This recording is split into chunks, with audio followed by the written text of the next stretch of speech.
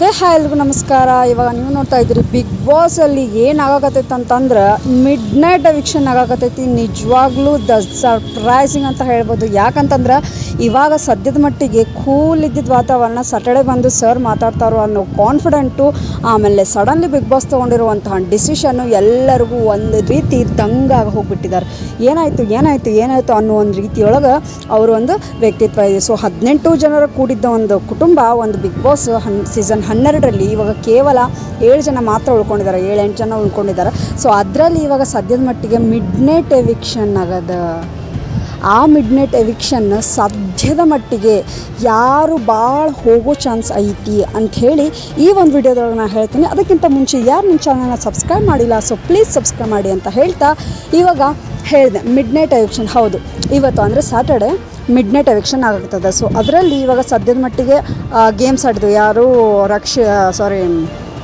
ಅಶ್ವಿನಿ ಅವರು, ಆಮೇಲೆ ಕಾವ್ಯ ಅವರು, ರಾಘವ್ ಅವರು, ಆಮೇಲೆ ಧನುಷ್ ಅವರು, ಆಮೇಲೆ ಇಷ್ಟು ಮಂದಿ ಆಡಿದರು. ಸೊ ಇಲ್ಲಿ ಕೊನೆಗೆ ಏನಾಯಿತು, ಧನುಷ್ ಅವರು ಗೆಲುವಾಯಿತು. ಸೊ ಇವಾಗ ಏನಾಗ್ತದೆ, ಧ್ರುವಂತು, ಆಮೇಲೆ ರಾಶಿಕಾ, ಆಮೇಲೆ ಕಾವ್ಯ, ಈ 3 ಲಾಸ್ಟಲ್ಲಿ ನಿಂತಿದ್ದಾರೆ. ಅಂದರೆ ಟಾಪ್ ದ ಲೀಸ್ಟಲ್ಲಿ ಇವರಿದ್ದಾರೆ. ಸೊ ಈ ಒಂದು ವ್ಯಕ್ತಿಗಳಲ್ಲಿ ಹೆಚ್ಚು ಕೇಳಿಬರುವಂಥ ವಿಷಯ ಏನು ಅಂತಂದರೆ, ರಾಶಿಕಾ ಅವರು ಸೇವ್ ಆದರು ಅನ್ನೋ ಒಂದು ವಿಷಯ ಕೇಳಿಬರಾಕತ್ತದ. ಸೊ ಬಿಗ್ ಬಾಸ್ ಒಳಗೆ ಭಾಳ ಅಂದ್ರೆ ರಾಶಿಕಾ ಸೇವ್ ಆದರು. ಯಾಕಂತಂದ್ರೆ ಅವರು ಗೇಮ್ಸು ಚಲೋ ಆಡಿದ್ರು, ಮತ್ತು ಅವ್ರ ವ್ಯಕ್ತಿತ್ವನೂ ಕೂಡ ಚಲೋ ಐತಿ. ಎಲ್ಲ ರೀತಿಯೊಳಗೂ ಸಪೋರ್ಟಿವ್ ಆಗಿದ್ದಾರೆ, ಮತ್ತು ತಮ್ಮ ಒಂದು ವ್ಯಕ್ತಿತ್ವನ ಬಿಟ್ಕೊಟ್ಟಿಲ್ಲ. ಯಾವುದೇ ಒಂದು ರೀತಿಯೊಳಗಾಗಿರ್ಬೋದು ಅವರು ತಮ್ಮ ವ್ಯಕ್ತಿತ್ವನ ಹಿಡ್ಕೊಂಡಿದ್ರು. ಸೊ ಅಲ್ಲಿ ಯಾರು, ರಾಘವ್ ಅವರು ಸೇವ್ ಆದರು, ರಕ್ಷಿತಾ ಅವರು ಸೇವ್ ಆದರು, ಗಿಲ್ಲಿ ಆಬ್ವಿಯಸ್ಲಿ ಸೇವ್ ಆದ, ಅಶ್ವಿನಿ ಅವರು ಸೇವ್ ಆದರು.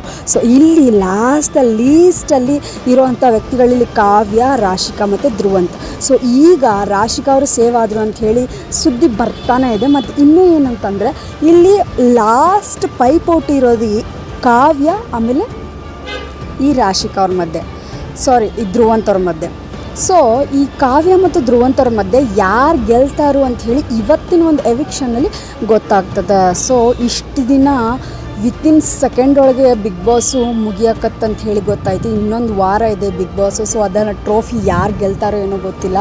ಎಲ್ಲರೂ ಎಲ್ಲ ಕಡೆ ಗಿಲ್ಲಿ ಅಂತಿದ್ದಾನೆ. ಸೊ ಐ ಡೋಂಟ್ ನೋ ಗಿಲ್ಲಿನೋ ಅಥವಾ ಇನ್ಯಾರೋ ಅಂಥೇಳಿ, ಯಾರು ಗೆದ್ರೂ ಖುಷಿನೇ.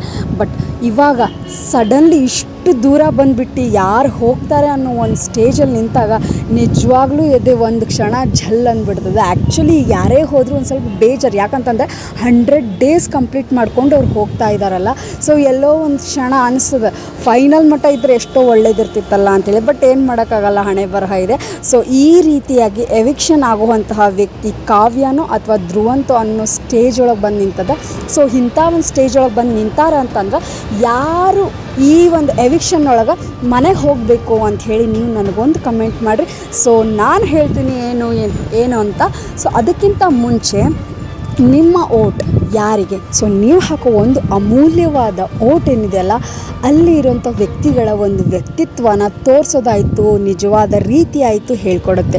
ಸೊ ಈ ಒಂದು ವಿಡಿಯೋ ಮೂಲಕ ಹೇಳೋದಿಷ್ಟೇ, ಕಾವ್ಯನ ಅಥವಾ ಧ್ರುವಂತ ಅನ್ನೋ ಒಂದು ಯಾರು ಕ್ವಶನ್ ಮಾರ್ಕ್ ಆಗ್ತಾರೆ, ಯಾರು ಸೇವ್ ಆಗ್ತಾರೆ, ಯಾರು ಔಟ್ ಆಗ್ತಾರೆ ಅಂತ ಹೇಳಿ. ಸೊ ಎಲ್ಲರೂ ಕೂಡ ನನ್ನ ವಿಡಿಯೋ ನೋಡಿದ್ದೀರಿ, ಎಲ್ರಿಗೂ ಇಷ್ಟ ಆಯಿತು ಅಂತ ಅಂದ್ಕೊತೀನಿ. ಸೊ ಯಾರು ನನ್ನ ಚಾನಲ್ನ ಸಬ್ಸ್ಕ್ರೈಬ್ ಆಗಿಲ್ಲ, ಸೊ ಪ್ಲೀಸ್ ಸಬ್ಸ್ಕ್ರೈಬ್ ಆಗಿ. And thank you so much. ಇಲ್ಲಿ ಮಟ್ಟ ನನ್ನ ತುಂಬ ಲವ್ ಮಾಡಿದ್ರಿ. And love you all. And big boss, I am also waiting. Come back. Love you all. Bye.